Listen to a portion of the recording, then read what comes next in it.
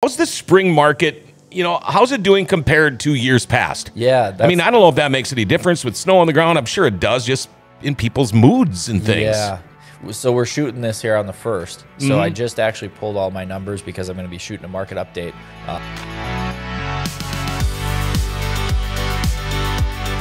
Here he is, the one, the only John Brodeen, real estate expert. Hey, hey. Hey. Been a while. I know. In fact, I'm trying to, I'm sitting there thinking, okay, well, it's only been 3 weeks, but then I was gone that week. Yeah. So yeah, it's probably been like 6 weeks since I've seen you. Yep. Something like that. Probably has been. Yeah, how you been? How's the family? Good. Yeah, doing really good. I'm trying to get going on a bunch of house projects right now. So Your own house? yeah, my own house. And how's that treating you? It's okay. I have to. So my basement, I had water in the basement in 2019 when we had those heavy rains. So I ripped out my carpet then, and then I basically just used my basement as storage since then. So I had a bunch of junk I had to get out of my basement and put in my garage because I'm getting it painted and getting flooring or carpet put in and all this. So I've been working away like crazy, parking in the driveway because the garage is full of junk and getting ready to throw it out for spring cleanup. That's funny because I was out of town back when that happened. Yeah. Oh no. And I had just finished my basement, all brand new carpet, all everything, and I come home to a squishy floor. And were you able to save it? Yep. Okay, yeah, I was. And my flooring guy said we can redo this. It's going to be a lot of work, so I had to cut it out. I couldn't cut it at the seams, so I had to cut it out room by room. So imagine wet carpet from a whole entire living room rolled up, trying to get up the steps and around and out. And I actually had to rent a storage unit just for a place to have so I could disinfect everything and keep it off the ground on 5-gallon buckets to dry properly. And yeah, it was a big pain in my butt. You probably saved yourself a good chunk of money. Though, I did. By doing that. Yeah. And of course, so I had an outside sump pump put in. Yep, I did too. I had more water damage than in 97. Oh, see, I just, mine got damp originally. I was out of town as well just for the night. It was in Fargo for something. And then I was at work, that Monday, and the ground stayed so saturated for quite a while. Well, my sump pump tripped the breaker. Sure. And it quit working, Quit working, came home to even more water in the basement. At first, I had everything soaked up and done, but then this was too much, so I decided to... well, faulty sump pump, though, at least you get a little bit of insurance money out of that deal. I got insurance money for it. So. Yeah, I had to cut 2 feet off of my whole basement off the walls. And you had to cut up.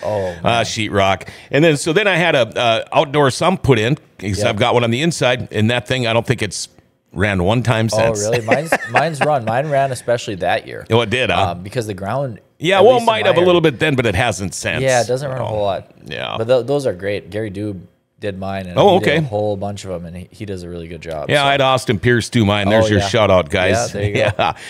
Well, maybe we should probably talk about real estate stuff, or should we keep talking about flooded basements? It's kind of real estate related. Well, it is kind of, I guess. Hey, but this has been a unique year. Yeah. Winter was really nothing. Compared to last year. We were still in winter at this time last year, but... How's the spring market, how's it doing compared to years past? Yeah. I mean, I don't know if that makes any difference with snow on the ground. I'm sure it does, just in people's moods and things. Yeah. So we're shooting this here on the 1st. So I just actually pulled all my numbers because I'm going to be shooting a market update later today to do my monthly market update. So to give people a picture of where things are at right now, there's 138 active listings on the market. I'll go over the most important things. 138 active listings on the market. 60 homes went pending in the past month. When you take 138 divided by 60, so that basically tells us how long it would take for all of the inventory to sell out. If it continued selling at the current pace that it's selling at until it was all gone, it would take about 2.3 months. So that means there's 2.3 months of inventory on the market. At this point last year, in April of last year, it was 2.31 months of inventory, and I think that was the second hottest seller's market of the year. Last year was April. May was the hottest seller's market of the year, where the months of inventory was 2.25. So pretty similar to where we're at this year. It'll be interesting to see, like this year, April is the hottest seller's market of the year so far. It'll be interesting to see if it stays that way or if May ends up being even hotter. Is that a typical thing, April being Very a hot typical. month? It is. Yes. Okay. So like April was the hottest market of the year in 2020. That's when the months of inventory was 1.88, so lower. It was an even hotter market than it was in 2023 and 2024 this time. 2021, April was also the hottest sellers market of the year, 1.82 months of inventory. Big difference, though, in 2020, if you'll remember. In 2020, June was the hottest sellers market of the year with 3.05 months of inventory. So the hottest market of the year in 2020 was slower than April of this year. But in April of 2020, the months of inventory was 5.76, which is almost a balanced market. Oh, sure. So that's a lot of inventory. At that point in time, there were 259 listings on the market. Like I said, right now we've got 138. COVID was really going crazy during April. Everybody was really locked in their houses and not working and stuff. So there's a lot of uncertainty in April, and then it rebounded in June, and then it really picked up since then. Right. But the hottest sellers market of the year over the last 4 years was 2021. Okay. Yeah. Now, when you talk about these numbers, 1.88, 1.82, was that when interest rates were lower too? And how much of a difference does that make? I don't even know what they're at now, but I've had people tell me that they're incredibly high, and I'm like, are they incredibly high, or are they just higher than they were because they were incredibly low? They're incredibly high for what we've been used to over the past 20 years, I'd say. So right now they're 3.75, or sorry, 3.7. I wish that's not so bad. 7.375. Oh, it did go up that much. Okay. Sorry to give everybody that jump scare. So last year in April, there were 6.375. In 2022 in April, there were 5.25. And then the hottest year, remember we said, was 2021. In April of 2021, there were 2.875. And in 2020, when April was a pretty slow month, it was 3.25. Okay. So if anybody wants to be kind of depressed about the current interest rates, those numbers will sure help them with that. People do anticipate rates to come down within the next year. It was kind of supposed to happen before the end of this year, but then the CPI, Consumer Price Index numbers came out at the end of Q1, and they showed more inflation than we anticipated, and I think the unemployment wasn't where they wanted to see it, so rates didn't. Fed rate didn't get lowered at that point. So it'll be interesting to see what happens. With the months of inventory being 2.3 right now, it's still a pretty hot market for rates being as high as they are, especially because of the balance point in the market is in that 5 to 6 months of inventory range. Anything less than that is a seller's market. So you can tell we're a long ways away from being a balanced market. We're still very much a seller's market. Yeah. Even lower than we were in April of last year when rates were 1% lower than they are currently. Last year, there was less activity in April, but there were only 104 listings on the market in April. So last year, we had maybe a little bit later spring rush, and that could have been weather related as well, like you mentioned. Right. Yeah. I mean, you got 30 more listings. Somebody is actually texted a question in for you, John. Do you have an opinion on, or what would you say the housing needs in Grand Forks are? I guess I think a lot of people who own existing homes those homes aren't turning over quite as much because of that lock-in effect that we've discussed. Sure. So when rates come down, I don't know if anything really needs to happen, because if you had a whole bunch of inventory hit the market, buyer demand is still a bit lower because of those interest rates. So what's keeping prices going in the right direction for homeowners is the low inventory. Okay. So if you had a bunch of inventory hit the market, it would push, it probably wouldn't be good for prices if you want prices to go up. So if you're a homeowner, you're probably fine with the way things are going. If you're wanting to make that move up home purchase, you probably are wishing rates were a little bit lower, because that way you could move up to something without your payment skyrocketing. We have new construction going up in Grand Forks in general since I think, I don't have these numbers in front of me, but I think since 2010, the number of homes built has just been much lower than in every decade. The number of homes built has since 2010 has been much lower than previous decades. And that's part of the reason there's kind of a shortage nationwide. Now, in our local market, you know, plenty of homes are going up. But yeah, it's hard to say what exactly our market needs here in Grand Forks. We're very affordable compared to the rest of the country. Oh, sure, we are. Our median income is slightly lower than the rest of the country.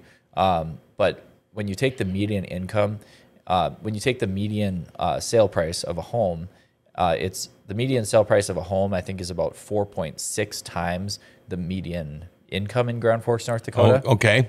And nationwide, the median home price is about 5.9 times the median income. Sure. So even when you're adjusting for incomes being slightly lower in Grand Forks, North Dakota, compared to being nationwide, homes are more affordable in Grand Forks by a long shot. The median sale price in the whole country is like 400-some thousand. Here it's like 265. Yeah. Wow. Very good response. She says, "Thank you." Now, are companies still building new homes with the interest rates being as high and just hoping, you know what, people still need places to live and we got to keep building? Yep. You've still got, especially like Thompson Homes, for example, they build, the majority of their builds are more in that entry level price point, and entry level new construction homes start in the kind of mid 300s. They're putting up a lot of homes. They're out of Fargo, and it's a nice product for the price, in my opinion. You know, there's just not a ton of options as far as used homes on the market. You know, this is probably the best it's gonna be as we get into the summer months, because like 88 new listings hit the market this month alone. That's a lot of new listings in Grand Forks. Right. So. When you know, the spring market the way it is now, if you're a realty expert like yourself and anybody with the Berkshire Hathaway family, are there times for you guys to fret or worry, or is it just business as usual? You have your ups and your downs. I mean, for me, I fret and worry when I'm slow. It doesn't necessarily mean the market's slow. There's been times when I've been slow and the market's been hot, and there's times when the market's been, where it's vice versa. Market's slow and I've been busy. Does John Brodeen panic? I don't say I panic anymore. I used to panic a lot more in my early I would days imagine, in real estate, but now I'm a little more used to the ups and downs. Like, I might have a good year. Then the following year I might, you know, you've seen it all, homes. Basically. Yeah, I'm a little bit more like, I've been wise with my money, so I'm a little bit more financially stable where I can weather a bad year of income. But it's not a good feeling when you're not very busy. And No. So what do you do if you're not? Knowing you, what do you probably just go, you probably stay in your office and just crunch more numbers, knowing you. Yeah, you know, I make a lot of content so that, you know, I stay busy with that. If I'm not busy with a ton of active clients, you know, it's a little nerve-wracking because you don't feel like you're being very productive. That's kind of the downside of being in real estate, is you can get into a slump. Yeah, so you do pick up a broom and pretend you're sweeping the office? No, they don't need me to do that. I'll try to, touch base with some of my past clients. I'll talk to people. I might take some clients that I normally wouldn't take. You know, maybe it's an out of town client or something. People that I normally would probably be too busy for that drive time, I'm able to take on those type of clients in some cases when I'm slower. Finding ways, but you got to just trust that eventually the phone will start ringing and people will start calling you to sell, because that's the majority of my business. I mean, I'd say like 90% of my business comes from past clients, either like repeat clients or referrals from past clients or referrals from people that know me. It's my business isn't as much like generating leads and calling people that don't know who I am. It's more people who know who I am already. Yeah, right. They've heard you're good things about established. me. Yeah. So, but yeah, there's stretches where there might be a month where the phone doesn't ring very much, and it makes you sweat a little bit. Well, if how about we try to make this phone ring a little bit? Yeah. How does somebody get a hold of realty expert John Brodeen? Yeah, so my number, you can call or text me, 701-213-5428. If you want to learn more about local real estate, learn more about buying and selling, check me out on all the social media platforms, John Brodeen Realtor. You'll be able to find me on YouTube, Instagram, TikTok, Facebook, everywhere. So, all right, and you will be back Friday morning at 10? Yep, I'll be back Friday morning. All right, there you go. How the spring market is doing compared to years past. It's real estate expert John Brodeen. That's your Wednesday edition of your Berkshire Hathaway Biweekly podcast. Like we said, John will be back Friday morning at 10.